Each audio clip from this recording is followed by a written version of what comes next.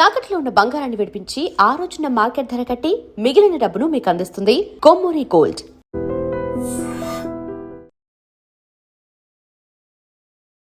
I dream చూస్తున్న ప్రేక్షకులందరికీ నమస్కారం. ఈరోజు మనతో పాటు జ్యోతిష్య వాచస్పతి బ్రహ్మశ్రీ పోతుకుర్తి చంద్రమౌళి శాస్త్రి గారు మనతో పాటు ఉన్నారు. గురుగారితో మాట్లాడి ద్వాదశ రాశుల వారికి ఏ విధంగా ఉండబోతుంది అనేది, జూలై 16 నుంచి ఆగస్టు 16 వరకు ఎలా ఉండబోతుంది అనేది తెలుసుకుందాం. నమస్కారం గురుగారు. ఓం శ్రీమాత్రే నమః. గురుగారు, జూలై 16 నుంచి ఆగస్టు 16 వరకు ముఖ్యంగా ఈ సూర్యుడు కర్కాటక రాశిలోకి ప్రవేశించబోతున్నాడు. సూర్యగ్రహ ప్రభావంతో పాటు వేరే గ్రహాల ప్రభావం కూడా మేషరాశి వారికి ఏ విధంగా ఉండబోతుంది అనేది తెలియజేస్తారు. తప్పకుండానమ్మా. మనకి జ్యోతిష్య శాస్త్ర విభాగంలో ముఖ్యంగా గోచార ఫలితాలు అనేటటువంటివి మానసిక చర్యలకి మనకి చాలా ప్రభావం ఎక్కువగా చూపిస్తూ ఉంటాయి. అంటే జన్మజాతక రీత్యా చెప్పేటటువంటి ఫలితాలు శాశ్వతమైనవి. గోచార రీత్యా చెప్పే ఫలితాలు నెలకొక్కసారి గ్రహాలు మారుతూ ఉంటాయి. అందులో ఈ సూర్యగ్రహ ప్రభావము చాలా అధికంగా ఉంటుంది.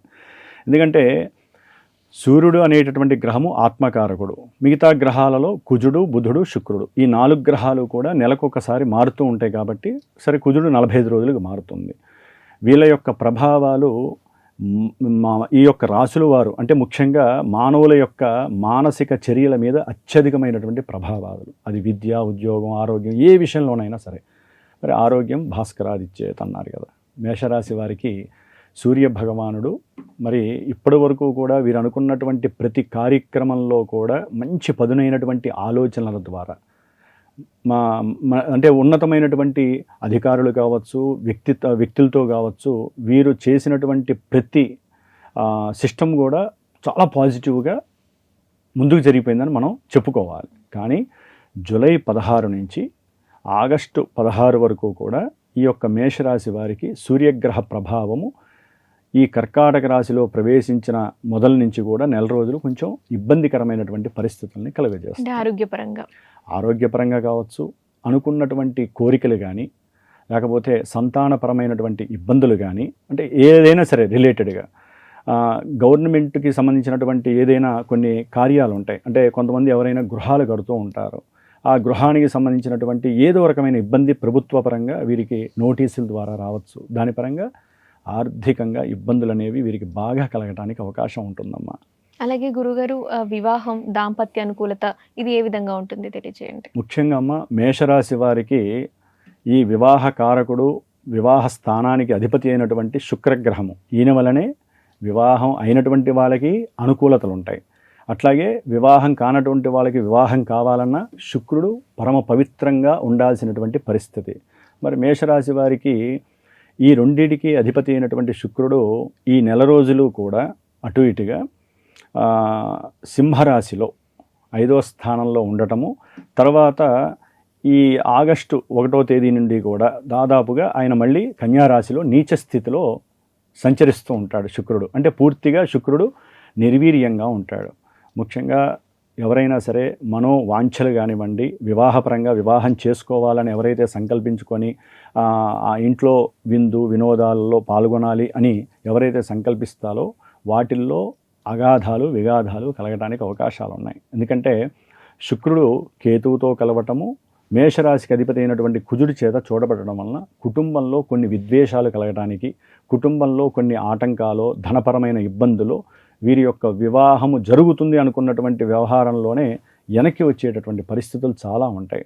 దాంట్లో వీరి యొక్క కోపతాపాలు కావచ్చు, వీరికి ఉన్న బ్యాక్గ్రౌండ్ కావచ్చు, లేకపోతే వీరికి ఉన్నటువంటి కొన్ని అనాగరిక చర్యల వల్ల కావచ్చు, మాట సరిగ్గా మాట్లాడలేకపోయినా ఆ కుటుంబంలో, అటు కుటుంబంలో ఇటు కుటుంబంలో కొన్ని విద్వేషాలు జరిగి కొంతమంది జీవితాలలో వివాహ వ్యతిరేకతలు కలగడానికి అవకాశాలు ఉన్నాయి. అట్లాగే దాంపత్యపరంగా కూడా ఎన్నో రకాలైనటువంటి ఇబ్బందులు, ప్రేమలు, ఆప్యాయతలు తగ్గిపోయి భార్యాభర్తల మధ్య వివాహ విద్వేషాలతో పాటుగా వివాహేతర సంబంధ విషయాలలో కూడా మేషరాశి వారికి కొన్ని ఇబ్బందులు కలగటానికి, కోర్టు సమస్యల దాకా వెళ్ళటానికి ఈ నెల రోజులు చాలా అవకాశాలు ఎక్కువగా ఉన్నాయి. గురుగారు, అలాగే విద్యార్థులకు ఏ విధంగా ఉంటుంది మేషరాశి విద్యార్థులకు? అమ్మా, ఇక్కడ విద్యార్థుల యొక్క మానసిక స్థితి మేషరాశి వారికి మరి చంద్రుడు అధిపతి అయ్యాడు. విద్యాకారకుడు బుధుడు ఈ నెల రోజులు అటు ఇటుగా వక్రించి ఉంటాడు. దాదాపుగా ఈ బుధగ్రహం సరిగ్గా ఉంటేనే విద్యా ఆలోచనలు, విద్యార్థులకు ప్రతిభా పాండిత్యాల యందు ఆసక్తి ఉంటుంది. కానీ ఈ బుధగ్రహము దాదాపుగా ఒక 20 రోజుల పాటు వీరికి అనుకూలంగా ఉండడు.